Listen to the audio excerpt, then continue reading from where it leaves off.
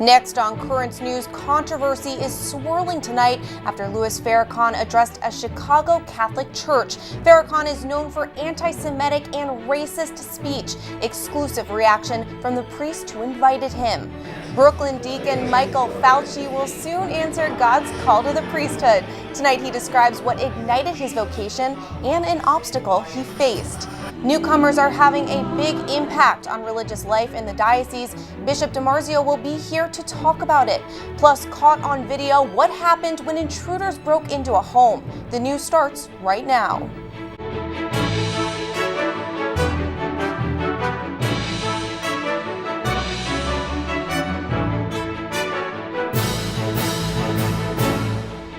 There's not another human being on this earth that speaks like Farrakhan. And Louis Farrakhan spoke last night at a Catholic church in Chicago. Good evening, I'm Emily Druby. Liz Falce is off. Farrakhan was invited by the senior pastor to appear at St. Sabina's Church on Chicago's South Side. Although the Nation of Islam chief denied he hates Jewish people, Farrakhan went on a rant about satanic Jews. It's this that they fear. I don't have no army. I just know the truth. And I'm here to separate the good Jews from the satanic Jews. Shocking words by Louis Farrakhan, the controversial minister denying hating Jewish people, but calling Jews satanic during a speech at St. Sabina Catholic Church in Chicago. Farrakhan invited to speak at the parish by senior pastor Father Michael Pfleger as a response to Facebook banning him for promoting violence and hate. Farrakhan has been an extremist figure for years, often making incendiary comments about Jewish people, women, and different races. Before the speech, representatives from the Illinois Holocaust Museum condemning the event and Farrakhan. I know words hurt. I have lived through it. And as a Holocaust survivor, I know what was done to me and to us in the concentration camps because of words. But those comments not stopping the event, during which Farrakhan also went after Pope Francis. There's not another human being on this earth that speaks like Farrakhan, that challenges like Farrakhan, that has the wisdom of Farrakhan, even to the Pope of Rome. The Archdiocese of Chicago distancing itself from the event and the pastor who invited Farrakhan, saying they didn't sponsor it and that Cardinal Blaise Cupich was not consulted, adding, at a time when hate crimes are on the rise, when religious believers are murdered in their places of worship, we cannot countenance any speech that dehumanizes persons on the basis of ethnicity, religious belief, economic status, or country of origin. Father Pfleger confirming he did not seek permission before booking Farrakhan, but defending his decision to have him speak. I don't expect everybody to agree with me. I just want everybody to listen and to make a decision out of having heard for themselves. Also defiantly supporting Farrakhan's comments about Jewish people. In any of our religions, there are good and there are evil people. And he uses the word satanic, I use the word evil. Father Pfleger is considered a controversial figure. He says he's always invited, quote, prophetic voices to speak in his church and that he will continue to do so. But the controversy rages on over whether this invitation was appropriate and if such speeches should be considered hate speech. Hollywood wants to punish Georgia because the state supports the sanctity of life after Governor Brian Kemp signed a new law earlier this week that bans aborting any child once a heartbeat has been detected. The heads of 3 production companies are saying they won't shoot in the state while the law is in place. Film and video production has brought nearly $3 billion into Georgia.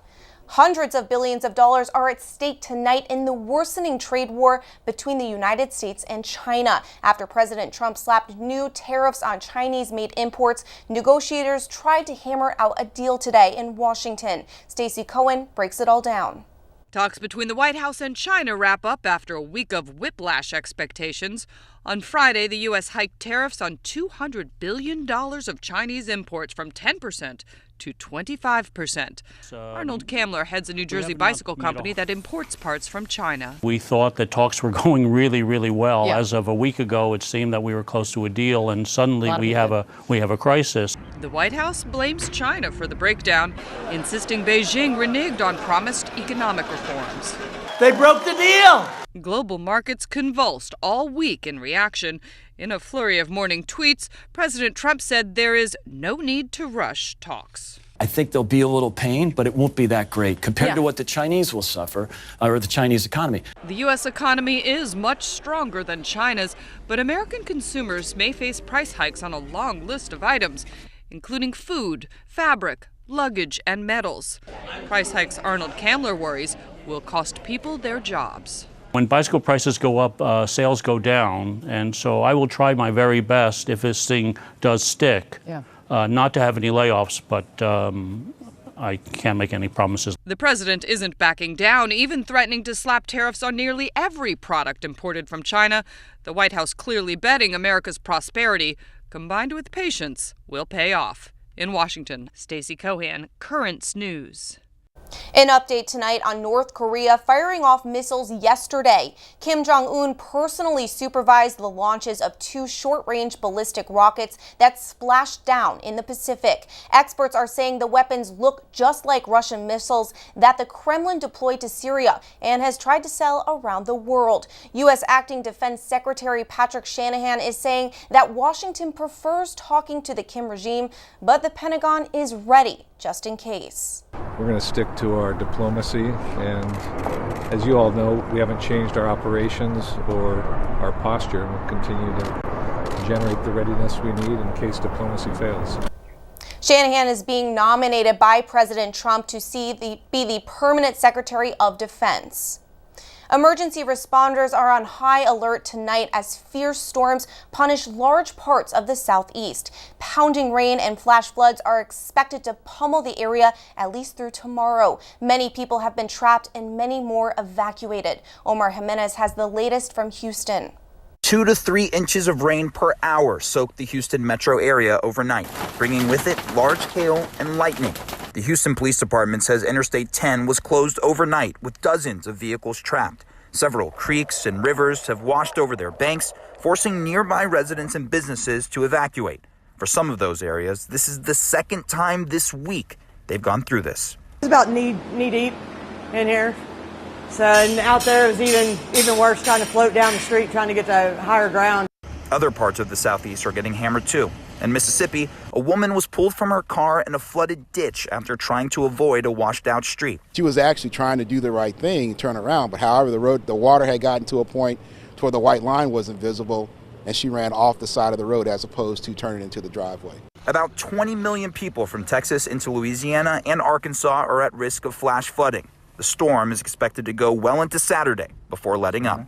We have our plans ready and prepared in the Office of Emergency Management to respond to these types of weather events. In Houston, I'm Omar Jimenez reporting. Prosecutors in Colorado are getting more time to bring charges in the deadly mass shooting at a charter school. A judge today ordered the 2 teenage suspects to appear in court next Wednesday. In the violence, one student, Kendrick Castillo, was killed while trying to take down one of the suspects. 8 other students were wounded at the STEM school in Highlands Ranch. The 18-year-old Castillo is being widely hailed as a hero who sacrificed his own life to prevent the murder of others. He was just days away from graduating. Kendrick's father, John Castillo, is a member of a Denver Knights of Columbus Council where he attended activities regularly with his son. One of Kendrick's classmates told local newspapers that he often spoke about wanting to become a Knight too, so that he could make a difference in his community. A new voucher program that would allow thousands of students to attend religious and private schools is now law in Florida. It's called the Family Empowerment Scholarship Program. The vouchers are funded with $130 million in taxpayer dollars so that thousands of low and middle income students could go to Catholic and private schools.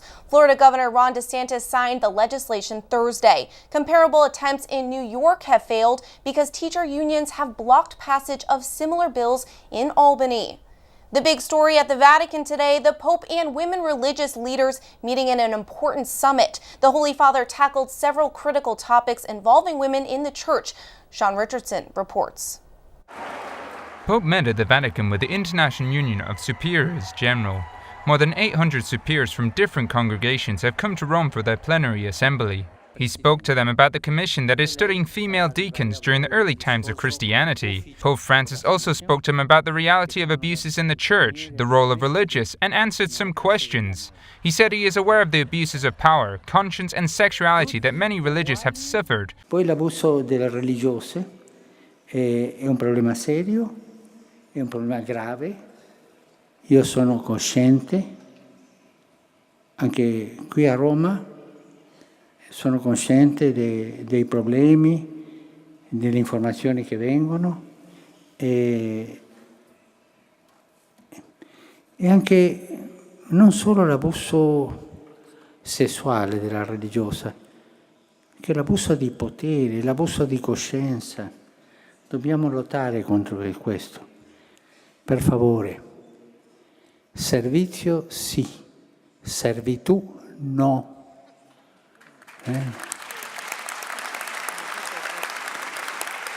Tu non sei fatta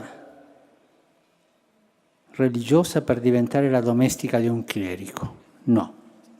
They ended this meeting by all praying the Regina Coeli together. In Rome, Sean Richardson, Currents News. Important developments in Sri Lanka as Catholics in the nation try to get back to normal after the Easter church bombings. Catholic officials in the country's capital, Colombo, are announcing that all Catholic schools closed since the terrorism on Easter will reopen next week, barring any other security concerns. Cardinal Malcolm Ranjith also said priests will decide whether to have Mass at their churches this Sunday. There's a lot more news headed your way. You'll meet the Brooklyn deacon who will soon be ordained a priest. Learn why his parents were concerned at first. Immigration and faith, the newcomers are having a big impact. Bishop DiMarzio will be here to explain. And watch what happens when intruders break into a man's home. Do you have a story idea or want to share a tip? Email us at newstips@desalesmedia.org or call our 24-hour number 718-517-3122. We'll be right back.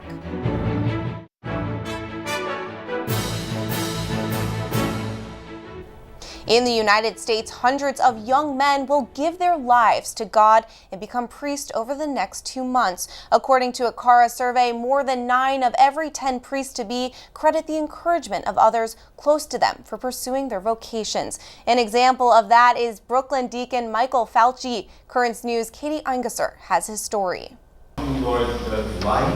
On a Sunday morning, Catholic kids around the diocese learn the Word of God during Mass, just like these Sunday school children at Mary Queen of Heaven Church in Mill Basin, Brooklyn. Years ago, that's how Deacon Michael Falce's road to the priesthood began. I can't really remember any time that we really missed Mass. Mass was very important for us. Growing up in Glendale, Deacon Michael came from a very religious family. His mother is on the parish council and a minister of Holy Communion. His father, a Knight of Columbus and a Knight of the Holy Sepulchre. So from a young age, Michael followed his family into the faith, becoming an altar server in his parish of St. Pancras. And his parish priest soon saw a spark in him, a call to a vocation that even parishioners noticed. You know, you really make a great priest. You know, we just see you up there and you look like a little priest. When it came time to look at high schools, Michael considered Christ the King, the place where his parents first met. But then he stepped foot inside Cathedral Prep, a high school and seminary meant to be a place where young boys could consider a vocation to the priesthood.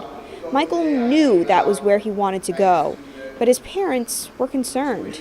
But they were afraid. They thought maybe I was signing my life away, you know, in freshman year of high school, that I was committed to this already at that time. And I remember sitting very vividly in the living room talking about that. And my father said, you can get involved in campus ministry in any high school in the diocese, and you can still, you know, explore this vocation while going to one of the other schools. And I said, no, this is where I want to go. I feel like this place is going to be like a home. Cathedral Prep became more than a home.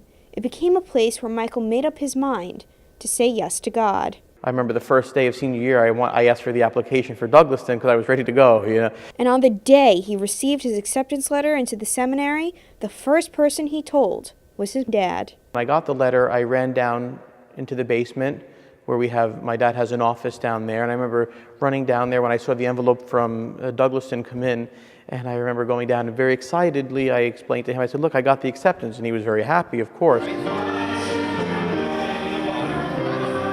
Now, as Deacon Michael prepares to fulfill that vocation, he is excited to serve the people of the Brooklyn Diocese, and they are excited to have him. And everyone wants to keep you in their parish as well. You know, they want to chain me to the pew because they never want me to leave. And it's a great thing because it just sees the joy they have and the love they have for the priests of the diocese. In Mill Basin, Katie Anguser, Currents News. Deacon Michael, along with the other young seminarians from Brooklyn, will be ordained on June 1st. Watch Currents News every Friday until then as Katie delivers personal profiles of each of the men who are answering God's call. Pope Francis is sending new help to the migrants on the Greek island of Lesbos. The Holy Father visited them in 2016 and returned to Rome with 12 refugees. Now he's making a donation of over $100,000 to provide relief. Greece currently hosts 70,000 asylum seekers in 32 camps across the country.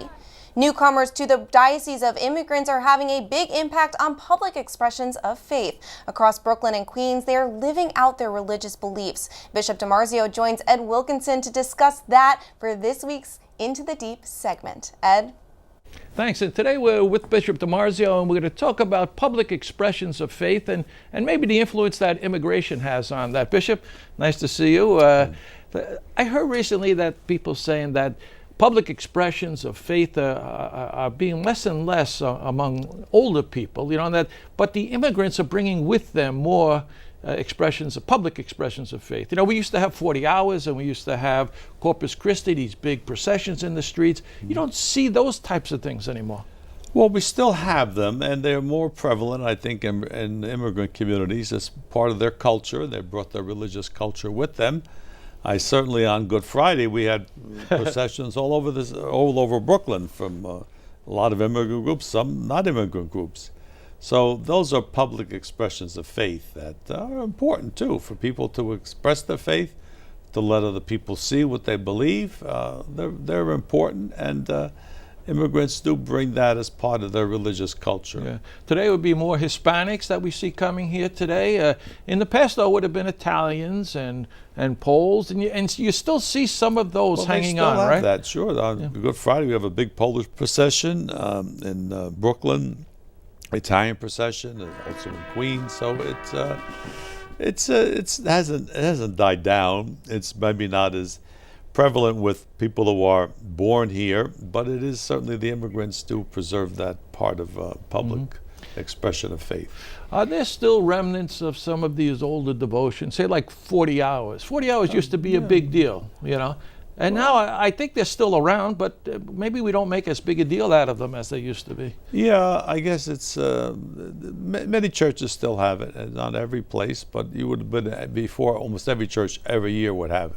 40-hour devotion, but that's not the case. So again, it's something that can help people's faith, but we need to help everybody understand that it is important to try to keep those. Yeah. What are some of your favorite ceremonies to attend? I know you make really a concerted effort to get around to many of the different ethnic groups, and we have a wonderful procession in Flushing with the Chinese, Our Lady of Sechong.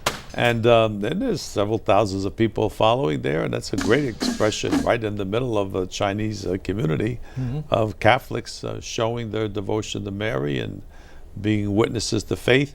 So, you know, we still have it here in the Diocese of Brooklyn. We are capable of showing that that presence. And it's something that we should encourage. You know, among the Hispanics, it seems like every group has its own devotion to a particular Madonna, Blessed Mother, right? You try to get around to all of those, but it's got to be tough. Well, we do as many as we can. There's other bishops, thank God, in the diocese, so we kind of divide it up. Yeah. Who are the new immigrants coming to our diocese? Because recently now we welcomed over 1,000 people into the church at Easter time. Right. And I know you baptized 30, 40 people out in Flushing. 47. Yeah, many of them immigrant people, right? Yeah. Where are they coming from? Well, again, Asia, but also Latin America, and still very few from Europe, but still a few there, but mostly, again, from Asia and Latin America, and some Africans too.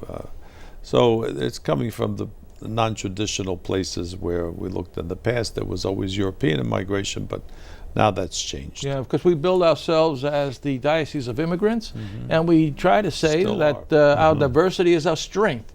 Where do you see the strength in having all these different groups coming into the diocese together? Well, the strength is that we haven't closed too many churches because people are using them, and it's usually 2 and 3 groups using one church. So that's been our help to us to maintain our churches and our devotion, because new people come and take the place of the old people that have moved out or died off.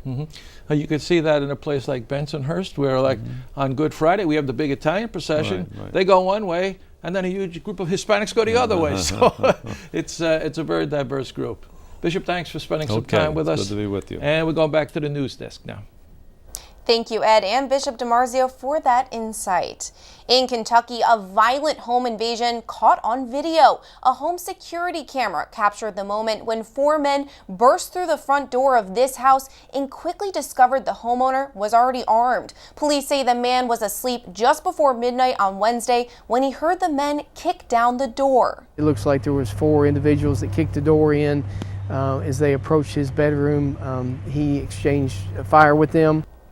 The homeowner was shot in his right hand during the exchange of gunfire. The police are reporting they've received several tips since putting the video on Facebook. If captured, the 4 men could face possible charges of attempted murder and first-degree burglary.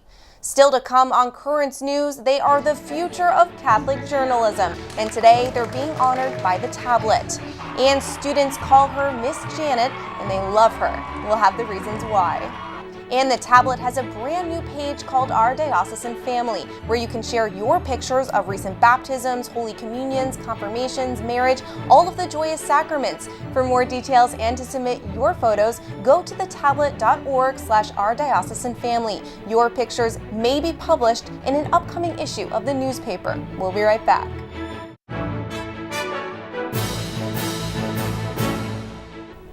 The young men and women who could be the future of Catholic journalism were honored this morning at the Tablet's annual High School Press Awards. Student journalists from Archbishop Malloy, Fontbonne Hall, St. Agnes, St. Xavier, and the Mary Louise Academy were all in attendance, recognized for their efforts to educate, inform, and inspire their school communities. The Tablet Awards are a great opportunity for the students to hear from guest speakers and people in the field and get some real-world knowledge.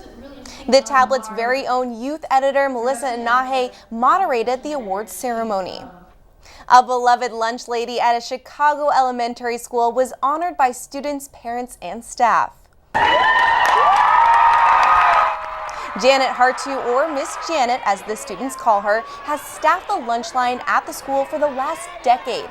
To show their appreciation, the school got together Thursday to honor her dedication to the kids. My oldest son has been here for 8 years, and he's autistic, and he has a special connection with her from the day he came in. Miss Janet knows every single student's name and even which ones have food allergies. She says the celebration showed her that none of her work goes unnoticed. That is Currents News. I'm Emily Druby. Thank you for joining us because we are putting your faith in the news. Hope to see you again next time.